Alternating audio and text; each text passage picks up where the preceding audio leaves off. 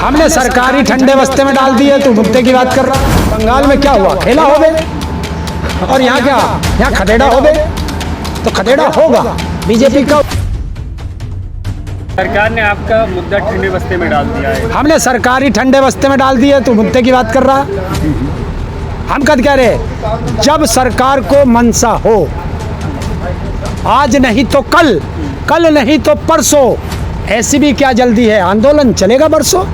सरकार की जब मर्जी हो जब बात कर ले। लेकिन आप लोगों को तो नुकसान हो रहा है, टेंट टूट चुका है, देखिए तो हर जगह पानी आने से टेंट टूट रहा है। ये तो हमारे साथ रहता है, प्रकृति की मार तो हम झेलते आए हैं। हम जिस दिन पैदा होते हैं हम उस दिन से प्रकृति की मार झेलते हैं। किसान तो उस दिन से झेलता है, ये भी झेलेंगे। लेकिन आम नागरिक भी तो इस प्रकृति का झेल रहा है। आप लोग की वजह से सड़कें कई महीनों से बंद है। तो कौन सी सड़क बंद है? सड़क खुल रही है, खुल रही है। अब ये 2 रूट तो बंद है, और ये हम सरकार की वजह से हम परेशान हैं। हर आदमी को हम ही दिखाई देते हैं, हमारी वजह से परेशान है।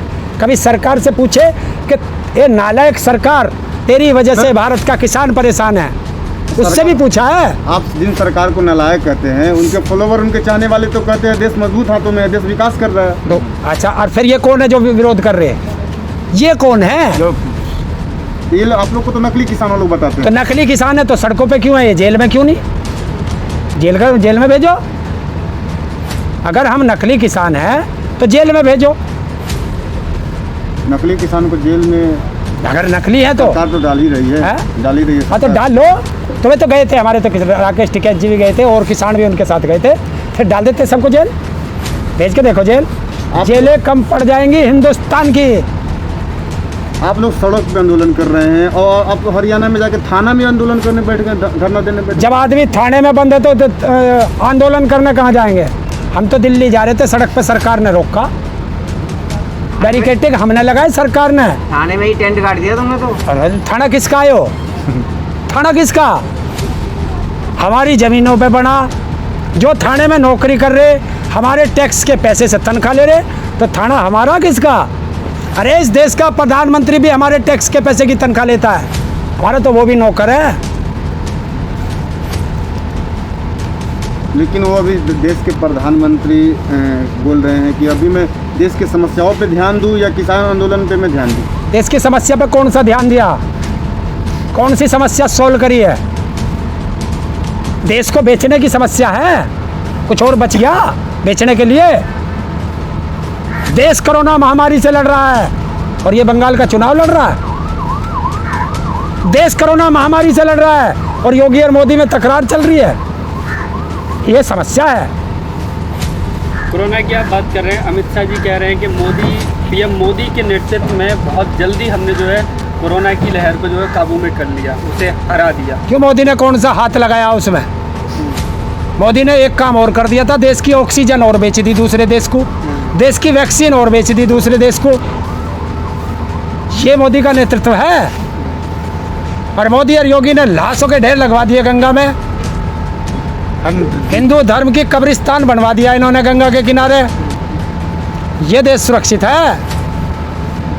और आज तो अमित शाह भी आके बाहर निकल के कह रहा है, 4 दिन पहले कहाँ था यो, दिखाई दिया है देश में। और बताए, देश का प्रधानमंत्री हो, देश का गृह मंत्री हो, कौन से हॉस्पिटल में कोरोना काल में गया है कि कहाँ कोई दिक्कत है, किसी एक हॉस्पिटल का नाम बता दो।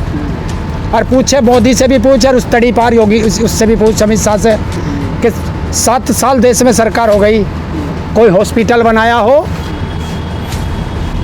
कोई इंजीनियरिंग कॉलेज बनाया हो, कोई मेडिकल कॉलेज बनाया हो, कोई देश में नौकरी दी हो, तो करा क्या? कोरोना से लड़े जनता, नाम मोदी जी का।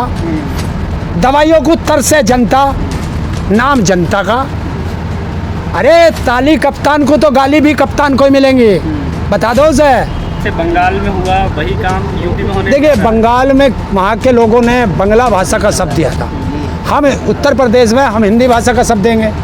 बंगाल में क्या हुआ, खेला हो बे, और यहाँ क्या, यहाँ खदेड़ा हो बे, तो खदेड़ा होगा। बीजेपी का उत्तर प्रदेश से खदेड़ा होगा।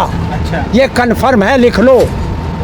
ये हिंदू मुस्लिम करेंगे और देश की जनता हिंदू मुस्लिम पे अब नहीं बटेगी, क्योंकि देश की जनता समझ चुकी है। किसानों पे ये भी आरोप लग रहा है कि किसान अब हिंसक होते जा रहे हैं, कि कहीं भी एमएलए को, विधायक को घेर लेते हैं, उसकी गाड़ी पे चढ़ाव कर देते हैं। एमएलए हमने चुन के भेजा, अपनी बात करने के लिए भेजा। तो वो घर से निकल के कहीं अपनी पर्सनल कहीं जाएगा तो उसे घेर लोगे रास्ते में? बिल्कुल घेरेंगे, जब हमारी बात नहीं कर रहा हुआ।